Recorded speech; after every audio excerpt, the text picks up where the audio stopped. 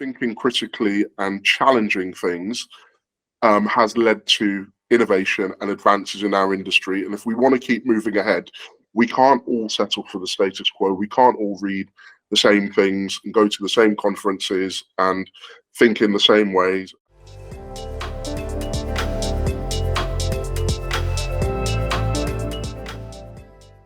Hi, I'm Neil Perkin, the host of Think with Google Firestarters. And Firestarters, as you probably know by now, is a series of insightful conversations with the interested and interesting of the advertising, marketing and innovation communities. And today, I'm lucky enough to be speaking to Nick Myers. And Nick is the head of planning at Oliver in the UK. And Oliver is the world's first and only advertising company to build in-house marketing teams and ecosystems.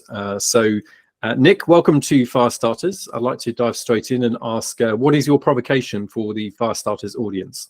Thank you, Neil. So my provocation is that we all need to be more heretical. And I know that sounds a bit weird, but it's something that I believe to be absolutely true. I'll tell you some background to that. So the idea comes from Christianity. It's a subject that I'm really passionate about, and I've got a degree in theology as well as marketing. So this idea of being orthodox versus heterodox is very interesting to me. I grew up in a church that was also quite non-conformist as well, and I guess that's put that bit of a heretical streak into me. And then I started my career within the world of advertising in direct marketing, and that was a non-conformist discipline as well. And currently I am working at Oliver, which is the only company in the world to exclusively design, build and run bespoke in-house agencies and marketing ecosystems for clients. And Oliver was also born out of a non-conformist thought. The thought that rather than having the client agency ping pong, what if the best way to actually serve clients was to actually come inside and remove the line that existed between us?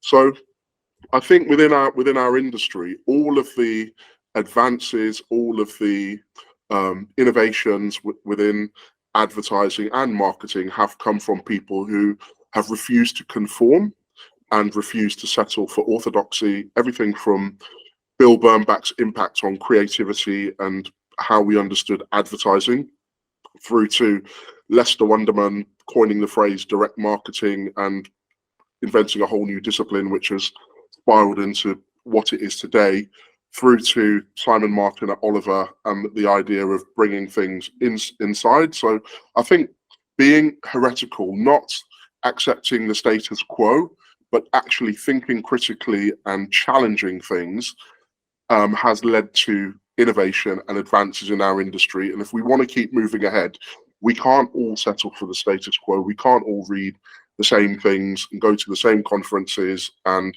think in the same ways. And, you know, so many agencies across town, I'm sure, present to clients their version of a loyalty loop, you know, which has been spun to death. You know, what's new, what's interesting? Yeah, that's so fascinating, actually, because I love your thought here about heretical views, and I just really like to ask, I guess, off the back of that, perhaps why you think it is that we're in danger of having this kind of sameness of thinking within the industry, and why we need more heresy or challenging views, or views which are different from the norm, perhaps. So why is that? Why have we ended up in this place? Yeah, I think there's having a different view to the majority is difficult. So that is definitely one thing. If you're going to be a contrarian, you're often not going to be the popular person in the room. You're not going to be liked. It can be difficult to be in a meeting and speak up and have a different point. So I think that's certainly one thing. I think for people who are more senior in their career as well, there's just the danger of knowing stuff. there's danger of, well, we know how it's done. I know this. I've seen this problem before. This is the way that you do it. And that's, it's the paradox of knowledge, isn't it? That the more you know, the less open you can become to trying out different things and new things. And then people who are at the start of their careers, it's really hard as well to actually, there's authority bias plays in where, you're listening to what everybody says and doing deference to them. And even when it doesn't make sense, you can think that you're the stupid one, when actually what has been said is probably not the best answer, but somebody in authority said it and therefore it must be right. So I think for me, that's where it comes from. I also think that you can only really be a true heretic when you understand the orthodox. So unless you understand how marketing works, how advertising works, you can't really challenge it, and you can't really have a valid hypothesis around how to do things differently. There's fear of being different. I can see that, just look at LinkedIn and look at the posts that people are liking or commenting on. If somebody has a different view, often that will have the fewest comments because it's, oh, I don't want to talk about that. I mean, I think about the debate that's running between social purpose and commercial purpose, and someone like Steve Harrison's really contrarian view about the importance of commercial purpose over social purpose. His comments don't get that much traction because he's a true heretic. Although when you look at what's happening in the market, we probably do need to swing a lot more towards commercial purpose and helping our clients drive short-term impacts. Not obviously at the forgetting the effectiveness of brands in the long term, but we need to help sell stuff basically. And thoughts like that can become anathema. It's a dirty word. We don't talk about that. We don't want. It's not popular. So. And do you think that this kind of lack of heresy, if you like, or this sameness, really relates to particular kind of areas? I guess I'm thinking here about sort of models, I suppose. I mean, Oliver, we'll come on to the Oliver model in a moment, but you could say that perhaps the way agencies are remunerated, for example, has held the industry back. A number of people sort of have said that in the past, and yet nobody really seems to challenge it or do something very different. So do you think there's any particular areas where that sort of heresy is really damaging the industry? Yeah, I do think so. And I think it's just that we have, you talked about how we are paid, and that's definitely true. But we tend to, we latch on to things that that just become accepted wisdom. I think about a meme that has gone around, which everyone seems to buy into, which is, you can have it fast and cheap, but not good. You can have it good and fast, but not cheap, and the different spins on it. But you can only have two, and you can't have the third one. Whereas, one of the beliefs at Oliver is that we can help our clients deliver faster, better, and for less. And it's not an easy thing to do, but it is possible, and we have done it. We have got examples of work that we've done for the Guardian that have won at D&AD, awards at different shows like the DMAs, etc. Show that you can do faster, cheaper, and for less. But thinking within the industry is no, you can't do that. That's not possible. And so we shut ourselves down to different approaches, different ways of doing things. Even the idea of how we arrive at concepts. It's a art director and a copywriter. Why is it not a user experience person as well? Why is it not a data person? Why is that the way to arrive at a concept which was relevant in around 1950 when they were first crashed together? But things have changed. Let's move on. Let's think about how to do it differently. I think with this the conversation around Gen AI and the role that can play within agencies is also a key area where, do we bury our heads in the sand and run away from it? Do we lament that it's going to make all the work really crap everywhere, or do we actually look for ways to incorporate this tool into what we're doing and just think about it in the way that we thought about, Photoshop didn't exist when I started in the industry. There was rooms where people were spray mounting concepts, and that doesn't exist anymore. So it's just another tool. Let's just think about ways to make it work. I'd like to just follow up on the Oliver model. You talk about faster, better, cheaper. Mhm. And of course, when Simon Martin, I guess, introduced that kind of model, it was pretty heretical, wasn't it? It was different. So what do you see as being the real benefits to a model like that, where you're creating in-house capability and you've got you're a lot closer to the client like that? So what are the benefits? From a client perspective, it's the speed and agility in terms of just the ability to get to work a lot quicker, less of the rigmarole in terms of going through lots of layers to actually deliver your creative feedback, where you are in really close contact with a creative director as a client. That's a real plus. As a strategist, I really love the fact that being on the inside actually gives me true access to the client's knowledge and data and insight, and I can walk within the client organization as a member of the client's family, so to speak. I think of it sometimes a bit like living with gorillas, where you get adopted, but you are from the outside. And what that means is that you can be ahead of the brief, ahead of their needs. You understand with your outside perspective what they need to do next, and you have access to the tools, the information, and the contact to actually make that happen. So, proactive briefs is not something that's alien, and also it benefits the wider agency ecosystem. So, the other agencies are able to tap me up for information, and I'm happy to share knowledge with them, learnings with them, to help make their work better as well. So having an agency on the inside kind of elevates everybody's work, not just ours. Yeah, I can see that. And just to be a heretic for a moment and play devil's advocate with that. So one of the benefits, arguably, of having an agency which is external is the fact that actually you're getting an external piece of advice. You're not getting somebody that is caught up with all of the kind of machinations or thinking in the organization. So is there a risk with this that actually you're not getting that external perspective that you might need from an agency?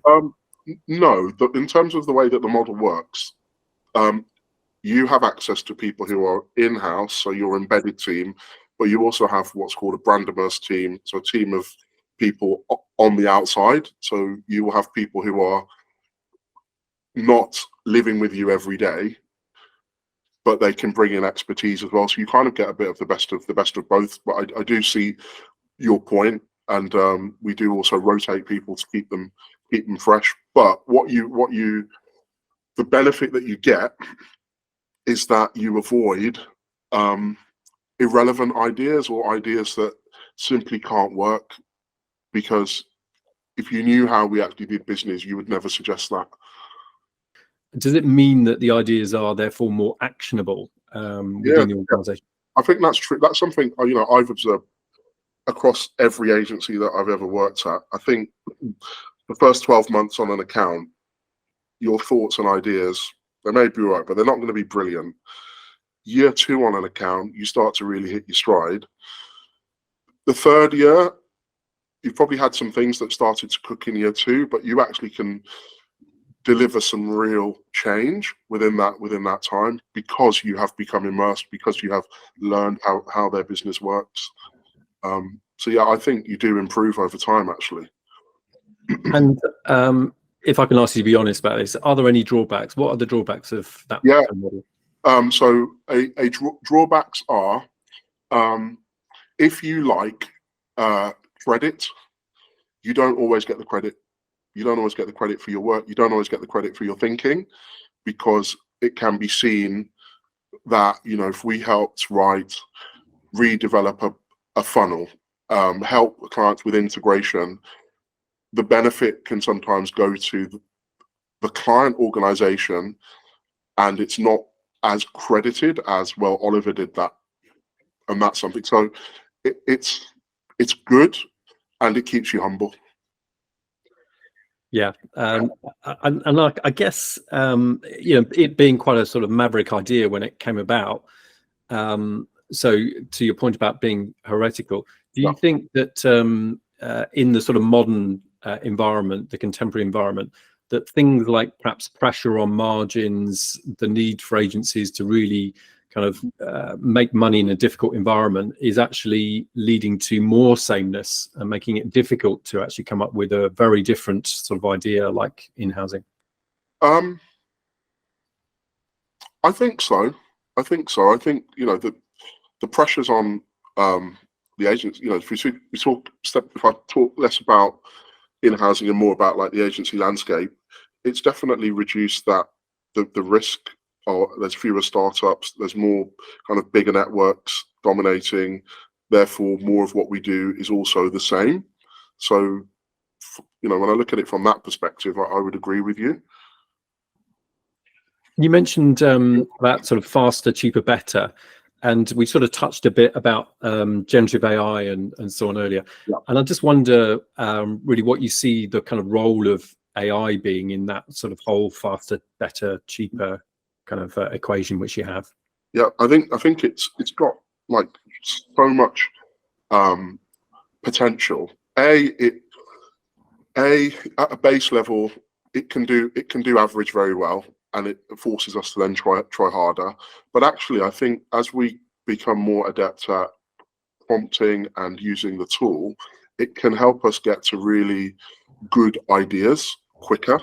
Obviously, people play a role, and as I said, it's not going to be AI that replaces us, but somebody who knows how to use it really well that will replace us. So I think there's opportunities for cost saving, absolutely, but I think there's opportunities for increased creativity. It's not just about speed and not just about cost. It's about being more creative. And there was an interesting one of the IPA excellence diplomas, actually. I think the winning paper was all about system 3 thinking, and it was this idea that your system 3 is your brain plus AI, and AI frees you up to be more creative. And I think that's actually true. I guess you could, is it fair to say that actually that is almost a metaphor for the Oliver model? It's almost like a system 3 thing. You've got like the agency within the client working alongside the client, but actually augmenting what the client can do by bringing creativity in and really good, strong thinking, which has a sort of an external element to it. Is that a good sort of? Yeah, no, I hadn't thought of it like that, but I think that is a very good way of thinking about it. Yeah, so I have thought about it in the sense of an operating system that a client installs to do better work, and that they can then obviously plug in different services and expertise. But yeah, the system 3 thing stacks as well. And is there a risk at all that the client might eventually sort of say, actually, we're doing this so well now, we get it, we'll just do it ourselves, and we don't need any kind of an in-house team, we can just bring it all in-house completely? Yeah, there is always that as a risk, but I think what they lose is the variety and diversity that when you install Oliver into your business, you have access to Oliver, you have access to our wider group, the brand tech group, you have access to people beyond your in-house team. So it's not just where you have your own in-house team. Yes, you might know how to do things as well, but you're then not going to be able to rotate your talent as regularly, so people can get stayed. It's going to be harder to recruit because fewer people, I won't say nobody, fewer people want to work on just one thing. And you're going to find that it's going to be harder for your people to keep learning as well, because they're not part of a wider collective or community. I think that's the thing about Oliver, is that to a client, they may see their in-house team, but they may not realize that every member of Oliver is a part of a collective that, in the UK is over 1,000 people, 5,000 people worldwide. It's a massive family, and there's so much constantly to learn from other people, and that's big part of my job is learning what's being tested, what's being trialed, what's happening within different parts of the group, and sharing that knowledge. And I guess that leads me to ask a bit about culture, because obviously you've got dispersed teams working with different clients in the client offices and so on. How do you keep an Oliver culture going, and what does that mean for you as an organization to try to sort of have an Oliver culture? Yes, well, I'll go back to theology for a minute. And I would say that the difference between an Oliver person and a traditional agency person is that an Oliver person is somewhat dual-natured. And by that, I mean you are 100% Oliver, but a part of you has to learn to think and act a little bit more like the client, but always remembering you're not the client. How we keep the culture going is we have regular company meetings, we have regular sessions and get-togethers. You have discipline leads that keep plugged into the teams, and there is a pretty strong culture within Oliver as well, and it's something we actively work to maintain. And I guess just building on that, so working hard to sort of keep that kind of agency culture as an Oliver culture, even though your kind of teams must be dispersed. Is there a sort of balance? If you are part of the team working within a client company, you need to be part of that culture as well. So I guess that's quite a tricky balance to sort of be a part of both cultures in a way, isn't it? And how do you sort of navigate that? That's what I meant by the kind of, I guess, being a little bit dual-natured. You do have to have a certain amount of flex, but clients know that you are an Oliver person, and I think it works well when they know that, they value that. So I don't think that's a problem. I think you need to have that dual nature. You can't, the benefit is that you are an outsider on the inside. Yeah, so you're an insider with a little bit of more of an outside perspective, but it's that tension that makes it work and makes it valuable. Okay, great. And I'd love to just go back because we're running short on time, unfortunately, but love to go back to your kind of the route into this, which was again about that thought of kind of more heretics and different thinking in the industry. Do you think there's any particular areas like, I don't know, different thinking in creativity or different thinking in technology and how the role of technology in the industry, or maybe it's about agency models like we've just been discussing? Are there any particular areas where you think we really do need to have different thinking?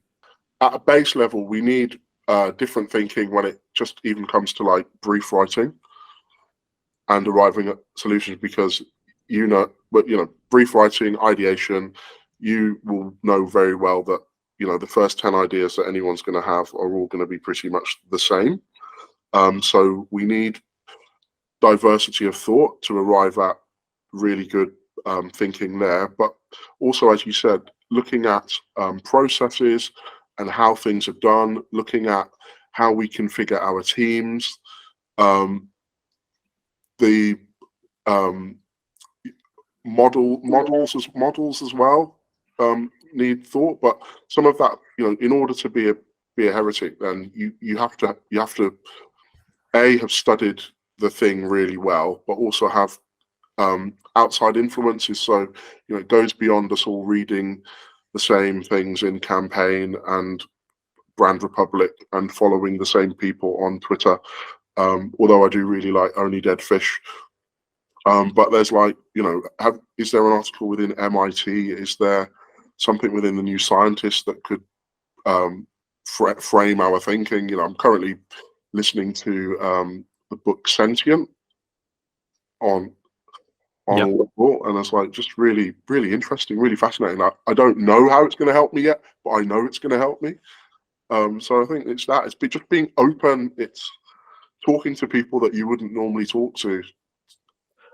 And you make an interesting point about in order to be a heretic, you need to actually understand the thing really well. And I think there's been some comments before, maybe even on Firestarters, actually, about maybe some portions of the industry not knowing the foundations of advertising and marketing practice and craft well enough, perhaps. Do you think that's the case? Oh, you're going to get me on my hobby horse now, because I absolutely think that's the case. I think, you know, every person that comes into our industry, not just within strategy, but account handlers, creatives, everyone should understand the history of advertising, should understand how it works. You know, shortcut to that would be, oh gosh, not Why Does the Fiddler Sing? The book before that by Mr. Feldwick. Oh, Paul Feldwick, The Anatomy of Humbug. Yeah, Anatomy of Humbug. The Anatomy of Humbug is a good shortcut to understand how advertising works and the different models, and it probably saves you reading about 10 other books on the subject. But yeah, I think it is really valuable to understand what has gone on before and why it, you know, read the D&AD copybook, read the articles, understand how the best writers in the world came up with their ads. It's just because, you know, it's part of our passion as well, and loving the industry, but it gives you the knowledge, it gives you the equipment to be able to build something different, to be able to challenge, to look at the context that we're in today and say, well, in today's context, this is what it means, this is how it's relevant. Brilliant. Yeah, it's so interesting. And I think I do kind of share your view about the need to kind of understand the history in order to really disrupt it, I suppose. But some great thinking there, and really interesting. But unfortunately, we've run out of time. But that is so interesting. And thank you, Nick, for being part of Firestarters. So really great to have you on the episode. And if you're listening and enjoyed the episode, please do subscribe and also share the episode. But my thanks again to Nick Mars from Oliver. Thank you, Nick.